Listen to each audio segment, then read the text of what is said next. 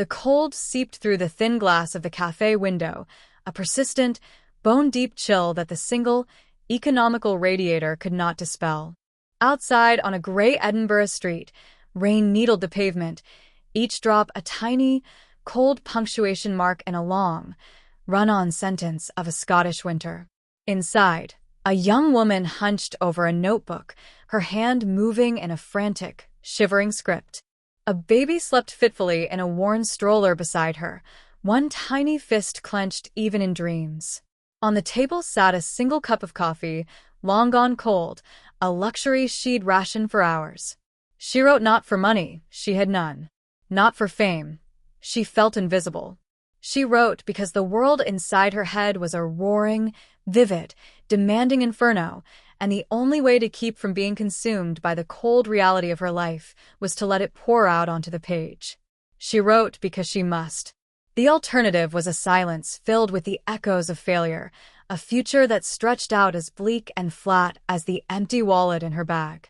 That woman, trembling with cold and a fierce, defiant hope, had no job, no home of her own, and not the faintest inkling that the story spilling from her pen, a tale of a lonely, bespectacled boy, would one day whisper to the soul of the world, ignite a generation's imagination, and rewrite the very definition of magic. Her name was Joanne Rowling.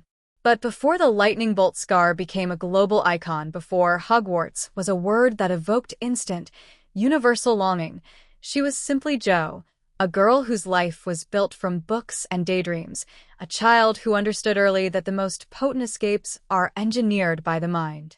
She was born in the small, unassuming town of Yate, Gloucestershire, in 1965. Life was a tapestry of simple English routines, garden fences, modest cars, predictable seasons. But inside the Rowling house, especially in the mind of the young Joanne, life was a spectacular, chaotic carnival. While other children chased balls or played hopscotch, Jo would sit for hours under the dining table or curled in a window seat, conducting elaborate conversations with a cast of characters only she could see. Her sister, Dee, was her first audience, forced to listen to tales of rabbits and guinea pigs embarking on grand adventures. At 6, she penned her first story, Rabbit, a poignant saga of a little bunny who caught the measles and was visited by his friends. It was simple, childish, but it contained the essential DNA of all her future work, a focus on an outsider, the comfort of friendship, and the quiet ache of adversity. From that moment, a circuit was closed. The act of writing, the smell of paper, the scratch of pencil, the alchemy of turning thought into tangible mark, wasn't just a hobby. It was her first true magic. It was a secret power she held, a wand she didn't yet know how to wave. But real life, as it always does, began to test the seams of her secret world. Her beloved mother, and, vibrant and artistic, began to stumble. Her hands grew clumsy, her balance faltered. The diagnosis was multiple sclerosis, a thief that operates in cruel slow motion. Jo watched, heart in her throat, as the disease pilfered her mother's vitality piece by piece. The home, once a haven of stories, grew shadowed by unspoken fear. Her relationship with her father, Peter, was complex and often strained, marked by a practical, undemonstrative love that left a sensitive girl feeling profoundly alone. So Joanne retreated further. Books became her refuge, her Narnia, her Middle-earth. She devoured the works of Elizabeth Gouge, C.S. Lewis, and Jessica Mitford, learning the rhythms of narrative, the architecture of escape. At Wydeen School, she was known as quiet, clever, and prone to daydreaming. She was the girl with the watchful eyes and the busy pen, scribbling stories in margins, transforming the drone of lessons into epic backdrops for her private sagas. She later said of her teenage self, "I wasn't particularly happy. I think it's a dreadful time of life." But within that dreadfulness, her imagination was forging its armor. University at Exeter was a mix of freedom and frustration. She studied French and classics, a choice more pragmatic than passionate, nudged by her parents who worried about a career built on stories. Yet, It was in the ancient myths and rigorous structures of classical literature that she found unexpected fodder for her fantasy. The tales of heroes, prophecies, and tragic flaws sink deep into her subconscious. After graduation, the real world descended with its dull, heavy weight. She moved to London, a speck in the vast, indifferent city. She took a series of secretarial jobs, her soul withering at the monotonous click-clack of typewriters and the filing of endless, meaningless papers. She worked for Amnesty International, moved by the heartbreaking letters she typed, a daily dose of the world's cruelty that both depressed and deepened her. She lived in a mice-infested flat in Clapham Junction, paying rent late, watching her dreams seem to shrink to the size of a paycheck stub. But destiny often plants its seeds in the soil of the mundane. In the summer of 1990, on a crowded, delayed train from Manchester to London, the seed burst open. The train was stalled for hours. The countryside blurred past the window. And then, without warning, it was as if a window in her mind blew open. A boy. A boy with messy black hair, bright green eyes, and a lightning bolt scar on his forehead. He didn't know who he was. He was mistreated, unloved, sleeping in a cupboard under the stairs. And he was a wizard. The idea didn't so much arrive as unfold, whole and complete, like a miraculous piece of origami. She saw the castle on the cliff, the sorting hat, the houses, the ghosts, the enchanted ceiling of the great hall. She saw the boy, Harry Potter, and his journey from darkness into a world of wonder that was, ironically, filled with its own darker shadows. Her heart hammered. She frantically searched her bags. No notebook, no pen. She could only sit, utterly still, as the entire universe of Hogwarts School of Witchcraft and Wizardry constructed itself, beam by magical beam, in the cathedral of her imagination. The 4-hour delay was the most productive period of her life. For the next few years, the story was her secret, joyful companion. She filled notebooks with details, character sketches, plot lines, magical rules. But life, in its relentless way, intervened. Her mother's health deteriorated rapidly. In December 1990, and Rowling died. The loss was cataclysmic. Jo was 25, and the foundation of her world crumbled. She was plunged into a grief, so profound it felt like a physical landscape. "I'd never cried so much in my life," she said.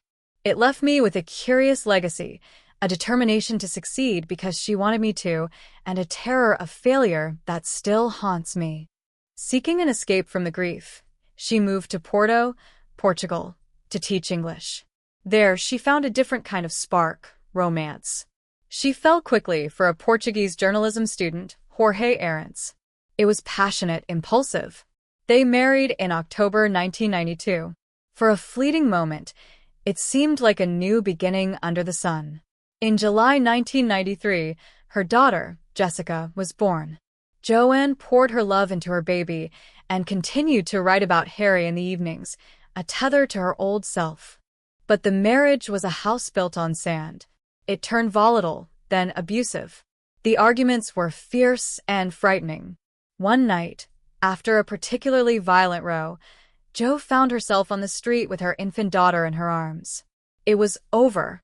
Broken, terrified, and utterly destitute, she returned to Britain in December 1993, a single mother with a suitcase, a baby, and 3 chapters of a novel about a boy wizard. She landed in Edinburgh, to be near her sister. What followed was the darkest chapter of her life. She moved into a dilapidated, unheated flat in Leith. She was surviving on state benefits of £69 a week. Depression, a dementor she would later perfectly personify, clamped its jaws around her. She felt a total, crushing failure.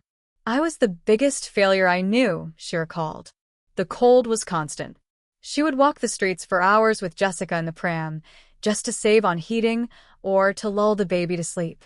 Some days, she skipped meals so her daughter could eat. She contemplated suicide. She was, as she starkly put it, as poor as it is possible to be in modern Britain without being homeless. Rock bottom isn't a metaphor when you're sitting on a cold linoleum floor, listening to your baby cry, and believing you have nothing to offer the world. But in that absolute zero, a strange alchemy began. She had hit a foundation. And on that hard, cold foundation, she made a decision. She had two things: her daughter, who needed her, and the story, which needed to be told. Harry Potter, an orphan living in a cupboard, misunderstood and abused, became more than a character. He became her emotional doppelganger, her hope transmuted into fiction. So, she wrote. It was her lifeline, her rebellion against despair. Every day, when Jessica fell asleep, she would bundle her up and go to a cafe, Nicholson's or later, the Elephant House. She could afford one cappuccino, and she would nurse it for 3, 4, 5 hours. The baby slept. The world outside bustled. And inside, she built castles in the air and pinned them to the page with words. She wrote about friendship because she felt isolated. She wrote about love because she felt unloved. She wrote about a hero who triumphed because she needed so desperately to believe she could, too. The cafe staff, sometimes exasperated by the woman who occupied a table for so little purchase, became unwitting guardians of a miracle in progress. For months, this was her ritual. The cold walk, the single coffee, the frantic writing in longhand, the typing up later on a manual typewriter. The manuscript for Harry Potter and the Philosopher's Stone grew, page by painstaking page. It was infused with her grief for her mother, her fear for her daughter, her own bruising encounters with darkness. The Dementors were born from her depression. The loss Harry felt mirrored her own. This was no frivolous children's tale. It was a myth forged in the fires of personal calamity. In 1995, it was finished. She bought a second-hand printer, fed it the precious paper, and watched the first complete manuscript emerge. It was a tangible thing, a monument to her survival. With a hope so fragile it felt like holding a soap bubble, she sent it out. And then, the silence. Then, the thud of rejection. It came from one publisher, then another, and another. 12 times, the envelope returned, or the silent void stretched on. The reasons were variations on a theme of dismissal. Too long. Too complex. Children won't read this. Quiet your dreams. One particularly crushing rejection came after a full year of hopeful waiting. Each letter was a body blow, a voice confirming her deepest fear. She was a failure. Each time, she would cry, then carefully repackage the manuscript, smoothing its edges as if comforting it, or herself, and send it out again. This wasn't just persistence. It was an act of faith bordering on madness.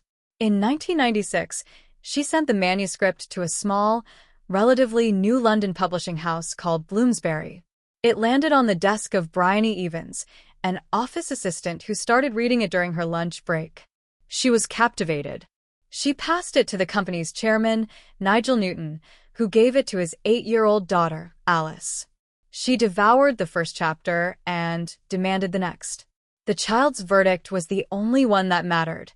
The excitement in this book is unbelievable. Bloomsbury offered an advance of £1,500. It was a pittance, but to Joanne, it was a king's ransom. There's one caveat. The editorial director, Barry Cunningham, gave her some famous advice. Get a day job, he said. You'll never make money writing children's books. But the magic, once released, cannot be bottled. The book was published on June 26, 1997, with an initial print run of just 500 hardback copies. They sold out. Then they reprinted. And reprinted. Word of mouth spread like fiendfire. Children begged their parents for it. Adults, glimpsing its depth, read it on the tube, unashamed. It won the Smarties Book Prize. The foreign rights were snapped up.